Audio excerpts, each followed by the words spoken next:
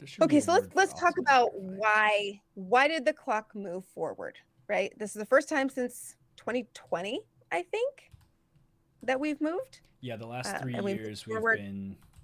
we've been at 100 seconds to midnight. Yeah. So we moved 10 seconds closer to midnight. And so in their statement explaining why the timekeepers decided to move the clock forward, the Bulletin of Atomic Scientists placed a heavy emphasis on the current war in Ukraine. This conflict has called into question security arrangements and agreements that have been in place since the end of World War II. And the way that Russia is handling the conflict is changing the way that sovereign states interact and chipping away at the norms of international conduct that make successful response to global risk possible in the first place.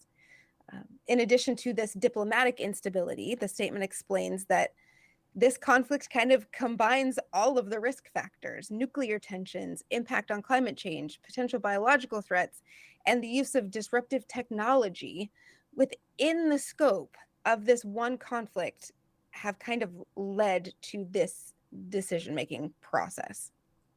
But the bulletin also noted in its various explanations of each risk factor that there are broader global considerations in each area that add to the concern enough to move those hands. So it's not just the conflict in Russia that moved the hands, it's the fact that all of that is going on plus all of the other global factors combined were enough to move the hands forward. So let's take a look at each area of concern and break down why there's enough mounting pressure, mounting concern, mounting issues to move us closer to doomsday, shall we? Let's start with everyone's favorite candidate for the apocalypse and the leading factor in this current move, nuclear tensions. Hooray! I think by now we are all far too familiar with the idea of global destruction by means of nuclear war. From that's a sad but true statement. From the Cold War scares and fallout bunkers of the 1960s, to the 90s comedies and dystopias that we made about them, to the international conflicts prosecuted in the name of oversight in the 2000s, to the video games that take place in the far future after nuclear destruction. It's true. The threat of nuclear conflict is an ever present undercurrent in our societal dialogue. And Russia's not so subtle hints that they've got the nukes and they're not afraid to use them as part of their invasion of Ukraine have brought the concept back to the forefront of many people's minds. In August, UN Secretary General Antonio Guterres, gotta get those R's in there, warned that the world has entered, quote, a time of nuclear danger not seen since the height of the Cold War. Yeah, Putin's attitude in this conflict goes against almost 30 years of commitments by Moscow. In 1994, Russia joined the United States and the United Kingdom in Budapest to declare that it... Nothing. What? Not Nothing. Budapest? Nothing. No. Not. We No. don't SH it?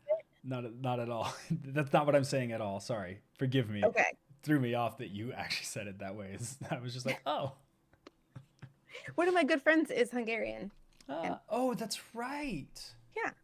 That's right. Yeah. Shout out to Andrew for making me say things right. Or I should say Andrash. Wow. Whatever he calls him, Andrew. Wow. Yeah, I know, right? Very impressive. I'm gonna start the whole thing over. Please do, because I'm Andrash sorry. Hordosh. I was just so stunned by. I wasn't expecting it. It was just very nice. Well, you know, I can say Northern Plains Indian words and a couple of Hungarian things, and that's about it. Just my Spanish isn't right bad over either. Japanese, though.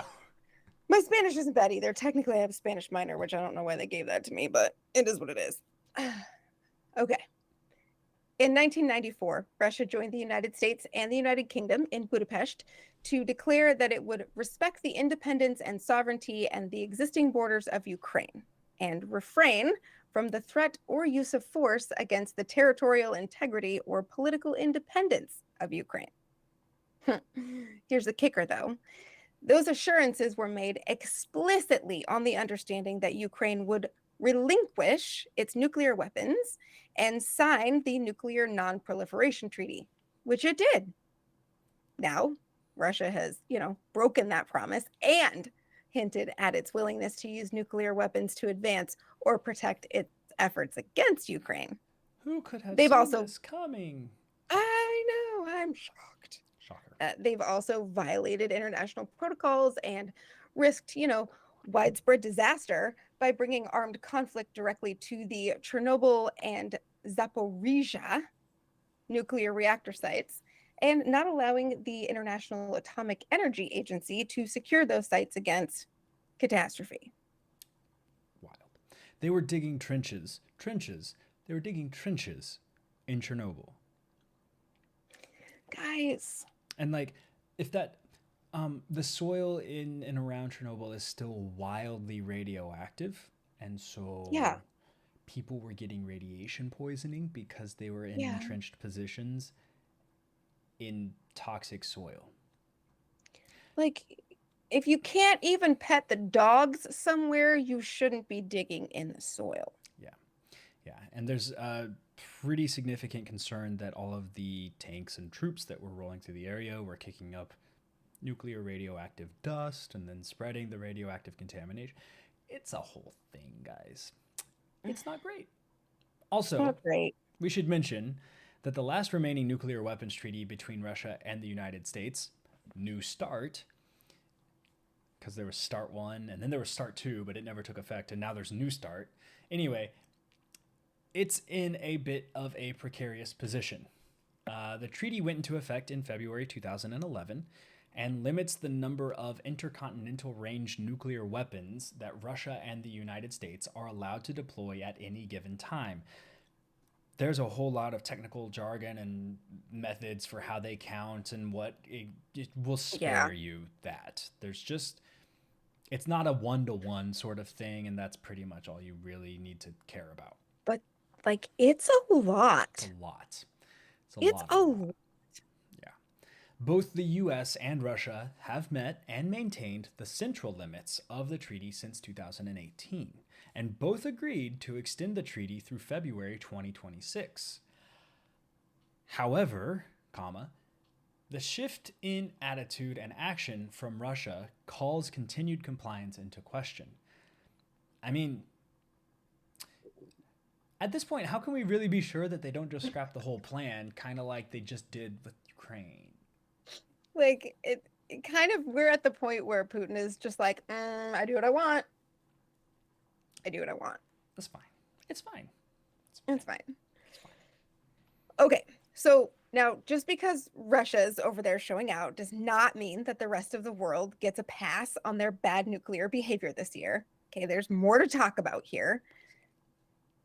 China has undertaken a, quote, considerable expansion of its nuclear capabilities in the last several years, which is particularly troubling given its consistent refusal to consider any sort of outside measures seeking transparency about their nuclear program or oversight or just any sort of predictability about what's going on there.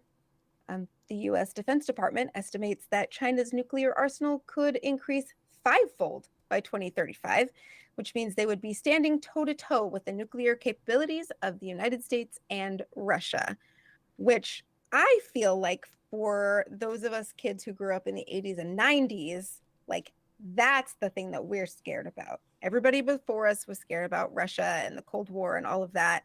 We were always told, like, oh, you better watch out. If China ever gets to where Russia and the United States are, everyone's in trouble. So that feels a little more scary to me. Yeah, I can see that. But let me offer you another candidate to be scared of. Iran continues to increase its uranium enrichment capacity. Though it's operating under some international safeguards, it's still outside the confines of the Joint Comprehensive Plan of Action, JCPOA, that once governed the process. You probably heard a lot about that under the Trump administration and how they just threw it out.